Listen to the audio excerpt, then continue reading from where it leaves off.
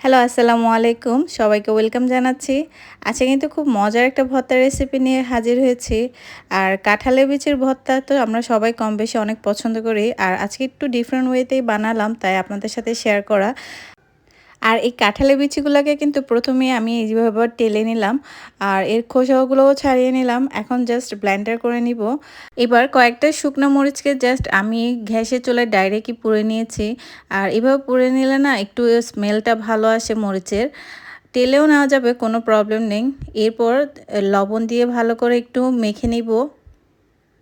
এভাবে ভালো করে গুঁড়া করে নিতে হবে। আর লবণের সাথে খুব ভালোভাবে মিক্স করে দিব। এরপর মিশিয়ে নিব পেঁয়াজ কুচি। আর এই পেঁয়াজ কুচিগুলো খুব ভালোভাবে এই লবণ আর মরিচের সাথে মেখে নিব। আসলে এভাবে একটু মেখে নিলে কি হয় যে পেঁয়াজের রসটা রয়েছে সেটা কিন্তু খুব ভালোভাবে বের হয় এবং এই পেঁয়াজটাও কিন্তু নরম নরম হয়ে যায়, খেতেও খুব ভালো লাগে। আর এরপর দিয়ে দিব সরিষার তেল। সরিষার তেল কিন্তু ভর্তাতে মাস্ট লাগবেই। আর এই সরিষার তেলে যে ঝাঁঝালো গন্ধটা রয়েছে সেটা কিন্তু ভর্তাতে খুব ভালো লাগে। আর এখন দিয়ে দিব ধনেপাতা। আর ধনেপাতা না দিলে তো ভর্তা একদমই অসম্পূর্ণ থেকে যাবে।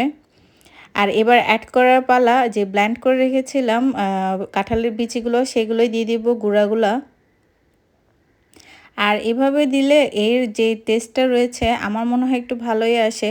আর এখন যেহেতু বাটাবাটির অনেক ঝামেলা, আর অনেকে খেতে ইচ্ছে করলেও কিন্তু বাটার ভয়ে খেতে পারি না, তাই ইনস্ট্যান্ট এই ভর্তাটা কিন্তু খেতে আমাদের মানে কোনো প্রবলেমই হবে না। যে কাঁঠাল বিচি যখন তখনই কিন্তু ভর্তা বানিয়ে খেতে পারবো। এখন আস্তে আস্তে এই ভর্তার সাথে কিন্তু আমি একটু একটু করে পানি অ্যাড করে দিব। আর পানিটা অ্যাড করছি এই কারণে যে বিচিগুলো কিন্তু অনেক শুকনো ছিল।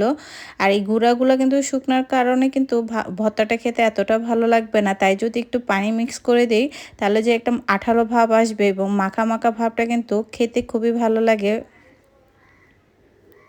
আর এভাবে করে কিন্তু কয়েকবার পানি অ্যাড করলে এর যে মাখালো ভাবটা সেটা কিন্তু চলে আসবে। আর দেখুন কত সুন্দর হয়েছে।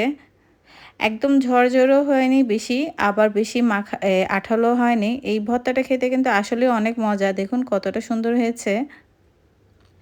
আর কাঁঠাল বীজের ভর্তা কিন্তু আমরা শুটকি দিয়েও খেয়ে থাকি, আবার অনেক সময় পাটায় বেটেও খেয়ে থাকি, সেগুলোও কিন্তু অনেক মজা হয়। আবার এটা কিন্তু ইনস্ট্যান্ট চাইলেও বানিয়ে খাওয়া যায়। এরপর এর সাথে আরেকটু ধনেপাতা অ্যাড করে দিব। আসলে ধনেপাতা যতই দিই না কেন ভর্তার স্বাদ যেন আরও বেশি বেড়ে যায়, তাই একটু বেশি করে ধনেপাতা দিলে ভালো লাগে। এখন একটু টেস্ট করে দেখার পালা। আর সত্যি কথা বলতে অনেক মজা হয়েছে, আপনারা বাসায় মাস্ট ট্রাই করে দেখবেন। আর সবাইকে অনেক অনেক থ্যাংক ইউ এতক্ষণ আমাকে সময় দেওয়ার জন্য। আর আশা করি সবাই ভালো থাকবেন।